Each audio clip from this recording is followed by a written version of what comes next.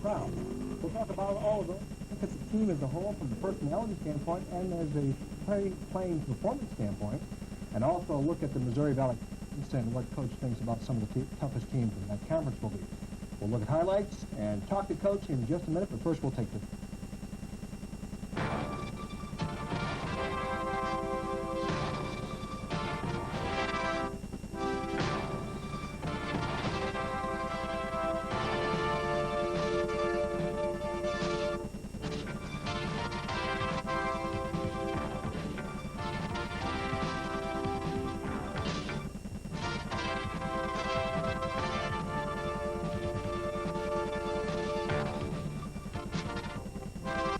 Head coach Bob Donewald is just about ready to, is joining us right now and just about ready to step on the practice floor, getting ready for some of the games that are coming up this week. Coach, going into the season, everybody kind of has a feel for what a team is going to look like. And, you know, I don't know how much you evaluate a team from a preseason standpoint, but from my own personal standpoint, watching them in the fall and then once the season got underway, I saw a dramatic change take place. And some of that really has to do with injuries and other aspects of the team. What are your thoughts on that? Well, it was really kind of bizarre. We've all known teams that have gone through this, and fortunately at ISU in the 10 years that I've been here, I don't think we've had injuries in almost every season, but I don't think they've been quite as significant to the overall chemistry of the basketball team out as this particular year's. And it's really kind of ironic. It starts with a very small wet spot on the floor shortly after the Russian game. And I really thought, after analyzing the Russian game, that I thought, well, the pieces in the puzzle are starting to really fit together. Now, we've got to get more mileage here, and we've got to get a little bit more there. But I thought the roles were pretty well established, and we had spent a considerable amount of time and energy and effort getting them there. And then that little wet spot, as Sam Skerich goes across it, and if he goes on through the wet spot, it's we come out alive. But one of those situations where he makes a decision to change directions, and he catches just the very edge of it, and of course from then on he's history relative to this year. Well, that changed us because it took away a significant ball handler and a very fine perimeter shooter and a very smart basketball player. Now again, he hadn't arrived. He wasn't ready to make all-conference or all-American, but I do think that he was at a point where he was going to make a significant contribution to the program. Well, that changed us very quickly and very dramatically because it really limited our numbers. And from there, within a week, we find out about Matt and the stress fracture. Well, now, all of a sudden, the pieces in the puzzle had kind of fallen apart. And we're taking youngsters, even some of our older youngsters like Peterson, who we had really kind of adjusted and shifted his role relative to, like Derek Sanders a year ago. And now we're asking him to do different kinds of things to help compensate for those losses. Then very quickly after that, Todd leaves us. So now, all of a sudden, 3 of your key perimeter players have left the program or are incapacitated. And as a result of that, you're just kind of scrambling. And it made it difficult for us. But again, that's part of athletics. And as I say, we've all known teams, but I guess I've been fortunate in some ways in the 10 years I've been here. Yes, we've had key injuries. Yes, we've had kids have to leave the floor and not be able to play for a significant period, even going back to our first year here when Dale Yarborough broke his hand and was unable to play for a significant amount of time. But it was one youngster and not a group of youngsters, and especially in one particular area, your backcourt, your ball handlers, and 2 of those kids in Taphorn and Skerich, key perimeter shooters. So we tried to patch and scramble and adjust roles and so on and so forth, and it was almost like starting all over again. And I think part of that is why you've seen so many teams press us throughout the preseason. They're not, ignorant of what's going on. They know key kids who can handle the ball, who make a lot of plays for us, all of a sudden aren't able to perform. And now we've got Matt back, but it's been a transition period, and it's kind of funny. We're down there playing Boston U in the first round of the Gator Bowl Championship. And it was the first round game, but we're playing Boston U, highly ranked, and we're behind, and we're coming back on them. And Matt is playing well, and we have to take Matt off the floor because Bob Keefe, our trainer, was timing him relative to the amount of time he was on the floor, and he could only go so long. And it was kind of bizarre. Here you are in the guts of the game, they're making a drive to win the ball game, and you got to take a key youngster off the floor because you can't take a chance of having that injury get worse. It still needs time to heal. So it's been a little bit of a different preseason, but we've weathered it. And how strong a team or how weak a team we are, I think really is yet to be determined. I'm not as comfortable making evaluations of us as a basketball team as I hoped I would be at this point in time. I don't think we're as good as I had hoped we would be at this time. It's understandable, but by the same token, we're in that between a rock and a hard place. We've got to keep on playing. I want to hold on to that thought about some of the individuals that have left through injuries and then having to replace them, because we're going to talk about the individuals in depth. But first, let's take a break and come right back with head coach Bob Donewald of the Illinois State University Redbirds. Player, or for one reason or another, he cannot be on the floor for a given game. There always seemed to be somebody, maybe not as talented, and that's probably why they weren't in the starting lineup at that particular day. Always seemed to be somebody, if you plucked one out, you could always pluck another one in there to fit the general overall role of a team player that same player did. You mentioned that when Taphorn and Skerich and Starks went on the floor, you have three players not necessarily similar, but perform similar roles in the team. Hard to replace those type of individuals. So you've had to change the team as a whole in some respects. Let's talk about some of the players that you were talking about. Who had to change roles? You mentioned Peterson a little bit. Randy Blair we saw come up and have to perform on a regular basis, whereas last year he got in on a spot basis. We saw that developing now, ironically enough, earlier. In fact, going into the season, had all of the kids been healthy, I really think that by the time we got ready to play Purdue, I really think Randy had earned and deserved to be in the position that he was in. Now, he has some limitations, and he's still adjusting. He's never been a ball-handling kind of guard. But we felt very early on that it was important that we not just rely on one particular player, and Randy had worked on his ball-handling skills. He's got a lot to learn. He's still developing a feel for that particular role. But we felt his performance really from about a week after the Russian game on, we saw some strides in him. So what we did was his role wasn't dramatically changed, but the amount of time that he had to assume those responsibilities was dramatically changed. He went from maybe a 15 to an 18-minute player to a 35-minute player. Well, in any particular contest, that isn't important, but if you talk about game in and game out, you go from, like in the Gator Bowl, you play 2 games in a row on a Friday and Saturday. Well, that's significant now. Or as we get into league play here very shortly, and we play Thursday and Saturday, and he's having to play for longer periods of time. That can be emotionally and mentally draining on a youngster. Jeff Harris is another one. Jeff has been averaging about 35 minutes a game. That's a little bit too long for Jeff. Jeff needs to really be down to about 30 minutes a game. Cliff Peterson has been on the floor for about 35 to 37 minutes a game. That's too long for Cliff. He needs to be on the floor less. But and then Ricky Jackson's role has changed because now all of a sudden he's had to play some on the front line with Taphorn's departure as well as in the backcourt. And so his role and responsibility, if you remember a year ago, Ricky was really performing just strictly as a ball-handling kind of player.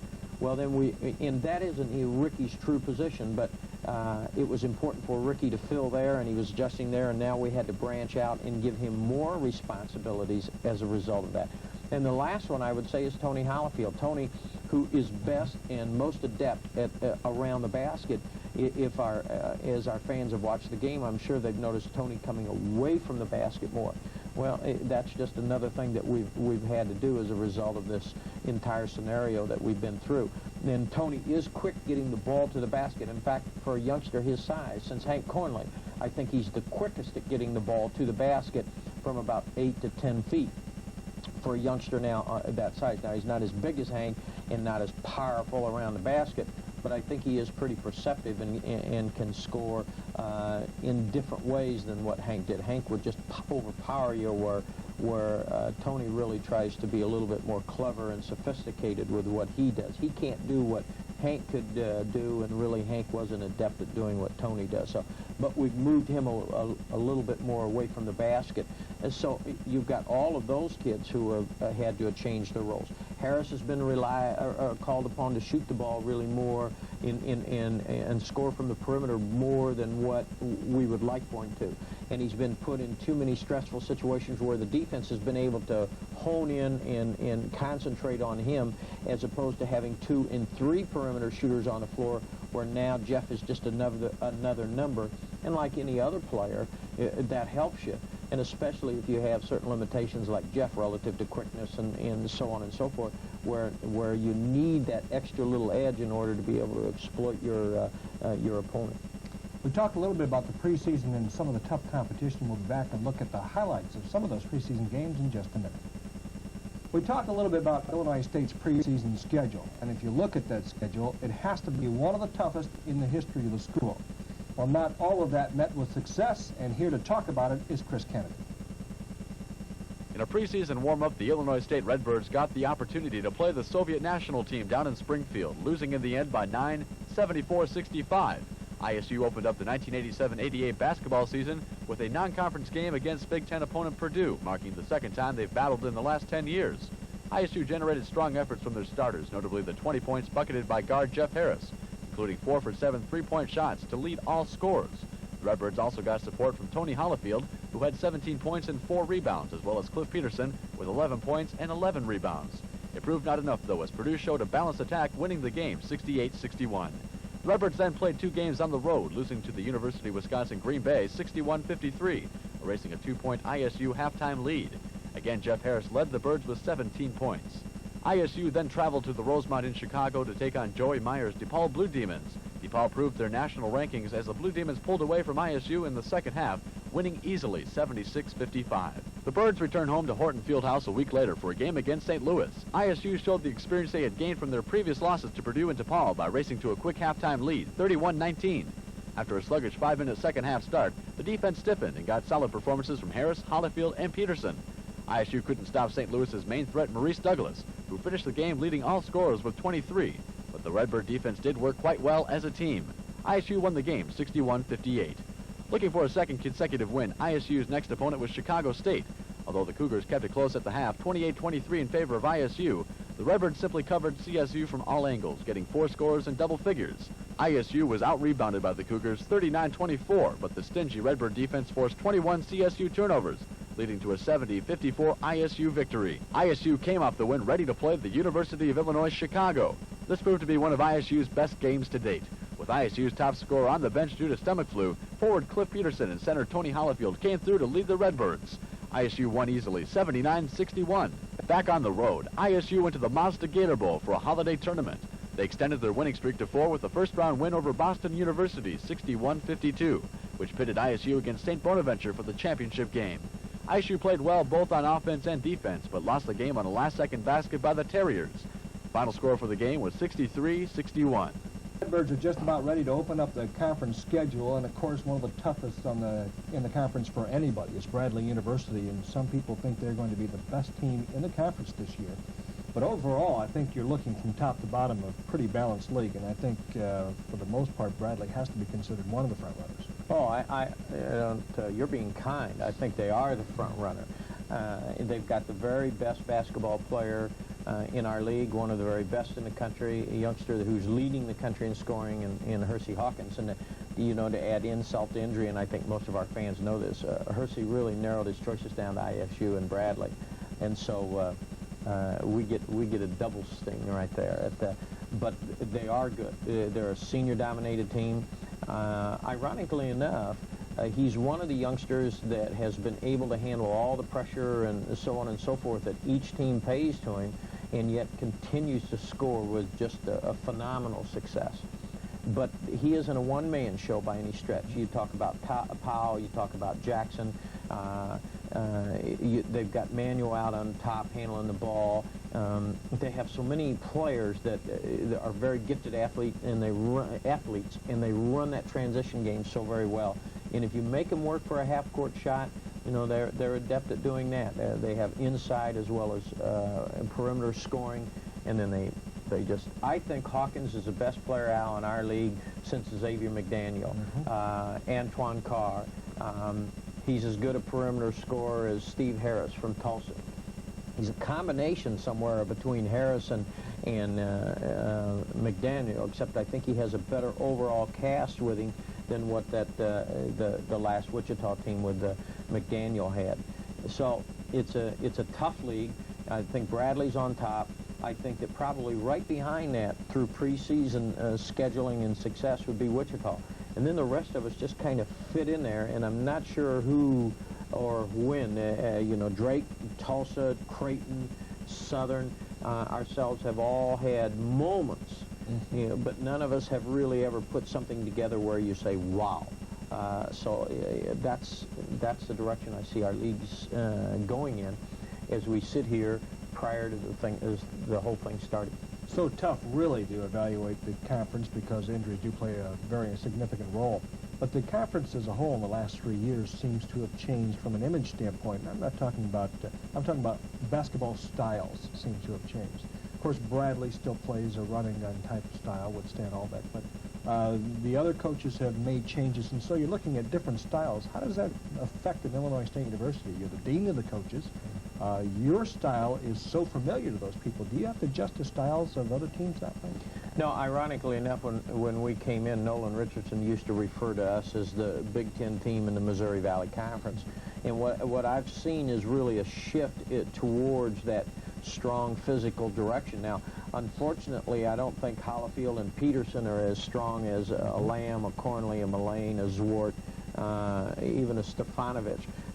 So we've tried to, we haven't adjusted, although Tony has adjusted us a little bit, but we still try to play that style. And I've seen more and more teams play that way, and I think you have to play that way if you're ultimately going to have any success in the NCAA tournament or be able to compete with people, because you play a Purdue or you play in Indiana or you play in Iowa or you play the really good basketball teams. Yes, they have outstanding athletes, but they aren't finesse. They're going to jam it down your throat, and they're going to knock you around that basket, and if you aren't strong enough to stand heat in the kitchen, then they're going to blow you out of there. And on occasions in the last couple of years, we've been kicked pretty good, and I think it's been, when those situations have arisen, I think that it has been good for our basketball team because it's given us a better understanding of, oh, this is what it's all about.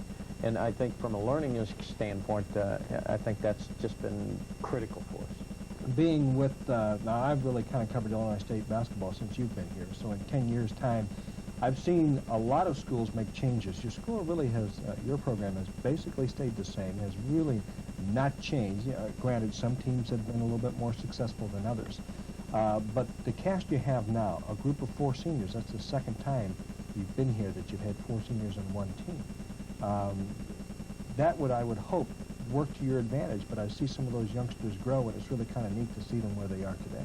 Well, I agree with that. I think that this group of 4 seniors is different than the group of 4 seniors a year ago, and we haven't had them together in situations since the Russian experience in order to really enjoy it. We went through the Tapahorn experience. Then I think Jeff Harris, although it was publicized as a touch of the flu. I'm not sure he didn't have a touch of food poisoning, followed up by a case of bronchitis. And so we just haven't had those 4 kids healthy. And as I said before the season went, or before the season started, as the 4 seniors go, so goes ISU. And if you look at it statistically, I'm right on target. And when those 4 kids make a significant contribution, and then we can get a nickel and a dime and 2 cents here from everybody else, then I think we have a chance to be competitive. And when, for whatever reason, 1 or more of those kids does not perform well, or, as in Matt's situation, unable to perform, it's significantly affected.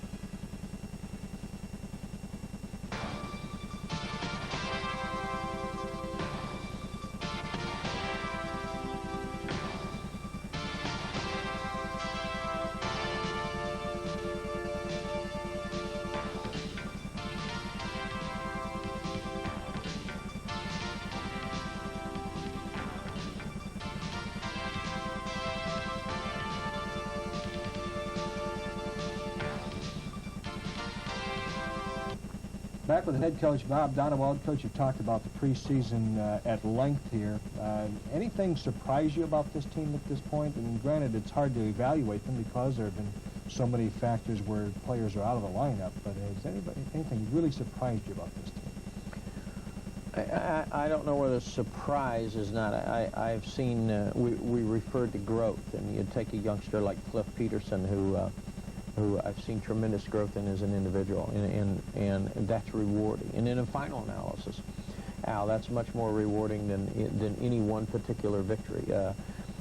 When you see youngsters like Lou calls, he gets home from Switzerland, and right away he wants to call and talk, and how are we doing, and so on and so forth.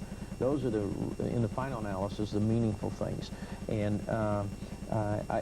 as young people start to grow up, and some of the accomplishments from an academic standpoint of Jeff Harris, that's really neat, and I'm really happy for him. Those are the things that really stay with you, and so I don't think surprise. And I know you're talking more basketball, and I'm kind of talking more individual people. I don't think there are any surprises yet.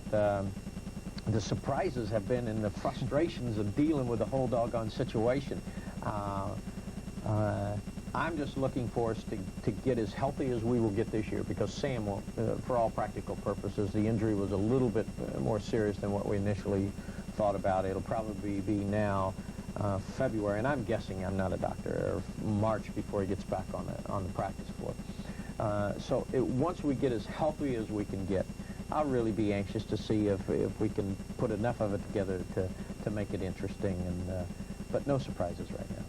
This coach's show is being seen in another number of cable systems throughout the Midwest, and a lot of ISU alumni out there. As you watch Coach, if you have any questions of him, feel free to drop us a line, and we'll show you an address here.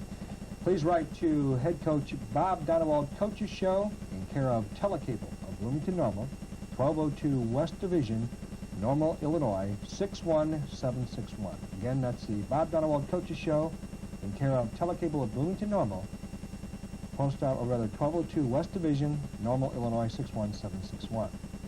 If we do use your letter on the air, you'll receive this free Converse bag as a courtesy of the Bob Donewald Coach's Show. That's our show for today. We'll see you next week right here on your local cable system.